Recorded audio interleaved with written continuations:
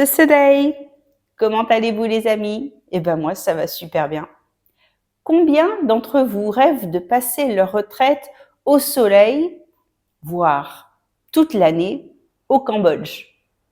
Je vous dis tout dans cette vidéo. Pour rentrer dans le pays, il va vous falloir un visa E que vous obtiendrez en ligne là.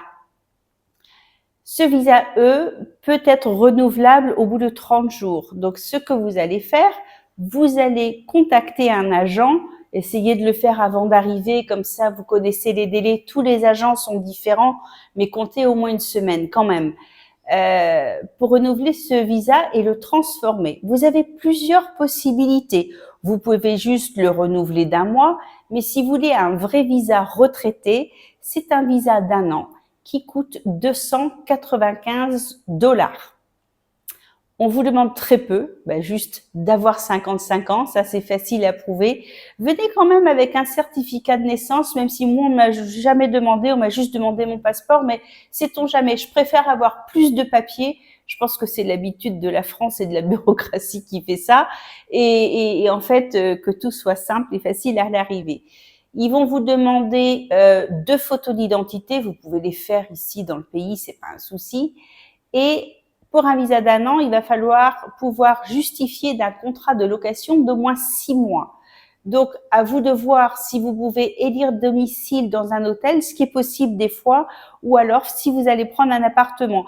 Essayez de vous organiser assez rapidement puisque votre visa E, au début, n'est valable que 30 jours. Donc, essayez de prendre des contacts avant de vous rendre sur place. Je peux aussi vous renseigner, mais je suis pas agent immobilier non plus.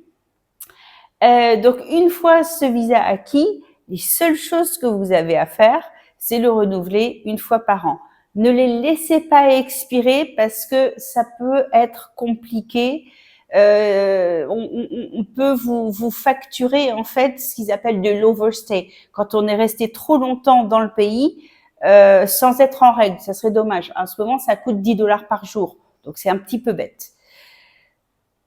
Étant donné que vous avez plus de 55 ans, que vous êtes retraité, la France va vous demander de justifier, si vous avez une pension, d'un certificat de vie. Là, il va falloir vous rapprocher du consulat de France à Siem Reap ou à Phnom Penh afin d'être en règle avec les autorités françaises.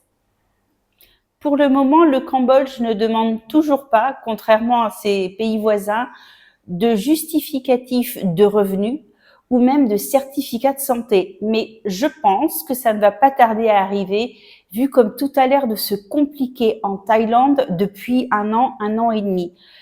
Donc soyez quand même prêts à avoir tous ces documents sous la main avec vous quand vous voyagez. Ça peut toujours servir. Beaucoup de pays, mis à part le visa retraite, demandent aussi d'avoir une assurance rapatriement en cas de Covid. Moi, on m'a toujours dit qu'on allait me la demander. J'ai passé beaucoup de frontières dans des aéroports terrestres. On ne m'a jamais demandé ce papier, mais je l'ai toujours avec moi.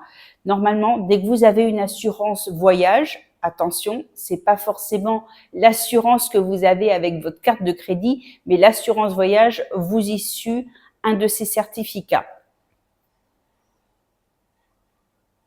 Un conseil que je peux vous donner, si toutefois vous n'êtes pas trop sûr, vous voulez tester, c'est venez en Asie quelques mois. Vous n'avez pas besoin de rester au Cambodge uniquement, mais venez en Asie et sans faire de démarche de visa, c'est très facile.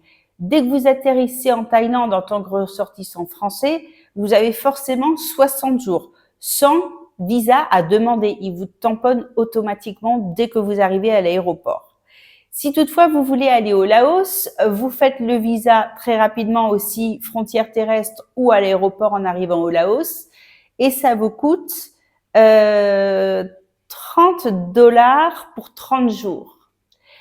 Si vous voulez aller au Vietnam, c'est pareil, c'est gratuit, que vous arriviez par voie terrestre ou par un aéroport, vous avez droit à 45 jours.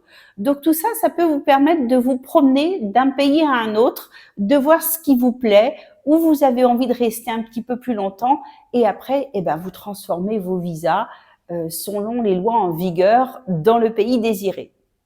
C'est peut-être une meilleure chose de faire ça dans un premier temps parce que je m'aperçois que beaucoup d'entre vous ont envie de venir, mais ils sont pas sûrs. Donc, quand on hésite, on vient là en vacances, euh, voir si plus longtemps que 3 semaines, on aime toujours le pays, on aime toujours l'endroit, on peut s'habituer aux gens, au mode de vie, aux coutumes, à la chaleur, si on se sent d'apprendre la langue ou pas, parce que ça serait dommage de rester qu'entre Français. Je vous recommande à tous de tester l'Asie en longue durée dans un premier temps avant de vous expatrier. Est-ce que vous allez aimer les différentes saisons, chaudes et sèches et chaudes et humides? Est-ce que vous allez vous habituer à la vie locale, aux coutumes, aux habitudes? Est-ce que vous vous sentez d'apprendre la langue ou pas? Ou est-ce que vous allez rester entre Français? À vous de voir pour vous. Chaque cas est différent, chacun est différent, donc il n'y a pas une règle pour tous. Je voudrais maintenant vous parler de Kania. Kania, c'est le premier prof de Khmer que j'ai eu à l'école bilingue Khmer, que je vous recommande, qui est une très bonne école. C'est juste qu'il n'avait plus un groupe pour moi et que j'ai pas eu envie de faire les trajets tous les jours. J'ai préféré trouver un autre prof qui venait à la maison. Mais autrement, c'est une très bonne école, à des tarifs tout à fait raisonnables. Il faut aussi des cours individuels, des cours de groupe. C'est enseigné en anglais. C'est anglais Khmer, c'est pas français Khmer, par contre. Kania a donc 22 ans. Il vient d'une campagne qui est à peu près à 2 heures de Siem Reap. Il est à Siem Reap depuis un petit peu plus de 2 ans. Il est sponsorisé par une ONG irlandaise pour ses 2 premières années d'université. La 3e est à sa charge. La 3e année va bientôt commencer et il est en panique. Il m'a contacté il y a 15 jours parce qu'il n'arrive pas à réunir les 1 000 € dont il va avoir besoin. Il vient d'une famille très pauvre. Le papa était alcoolique et maltraitant. Il est décédé il y a quelques années. Sa maman a un petit peu perdu la tête avec tout ça. Travaille, donc elle travaille dans les champs à récolter le riz, peu importe ce qu'il y a à récolter. Et elle garde aussi des enfants, mais ça ne suffit pas parce qu'en fait, ils ont fait un microcrédit quand son papa était malade, qu'il ne pouvait plus travailler. Et maintenant, il faut rembourser. Il y a énormément de Cambodgiens qui sont surendettés jusqu'au cou. Et le problème, c'est qu'ici, dans le pays, si vous voulez 1 million de dollars, on vous les prête demain, sans vous demander quoi que ce soit comme justificatif de revenus. Donc, en fait, ces gens-là ont été demandés beaucoup d'argent sans penser que il fallait rembourser un jour. Donc, Kania est en train d'hériter des dettes de sa famille. C'est pas de sa faute, le pauvre, mais il n'a pas le choix. Pour vous donner une idée, en tant que prof de Khmer, il touche 250 $ par mois, ce qui est le prix normal par ici. C'est ni inférieur, ni un bon salaire, c'est un salaire moyen. On va dire un SMIC, si vous préférez. Sur ces 250 $, il en donne 120 à sa maman, rien que pour rembourser le crédit, parce que sa maman arrive à se nourrir, à se payer ce dont elle a besoin par rapport à son travail. Il aide aussi son frère qui, lui, est aussi étudiant à Phnom Penh, mais la vie étant plus chère à Phnom Penh, il n'arrive pas à s'en sortir, donc il lui envoie aussi 20 $. Son loyer ici à Siem Reap est de 35 $. Et il m'a dit que ses frais d'essence pour sa moto sont de 8 $ par mois. Voilà, il lui reste pas grand-chose pour manger, pour s'habiller, pour payer ses livres, parce qu'évidemment, les associations sponsorisent les élèves pour le prix de l'université, mais il y a toutes les fournitures scolaires à acheter à côté. Donc, ne sachant quoi faire, c'est sûr que dans un premier temps, je lui ai donné un petit billet, mais je ne peux pas me permettre de lui donner 1 000 €. Donc, je lance un appel. J'ai créé une cagnotte Litchi, dont voici le lien.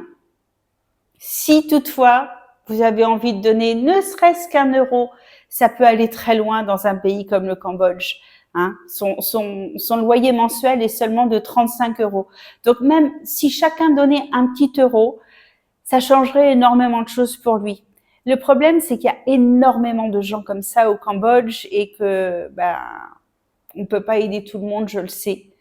Mais ça me brise le cœur de voir que ce jeune homme qui est très intelligent, très poli, qui a vraiment des rêves de master en communication et tout, va peut-être devoir arrêter de travailler et se contenter d'être prof de Khmer jusqu'à la fin de ses jours à 250 $, alors que c'est quelqu'un d'extrêmement ambitieux.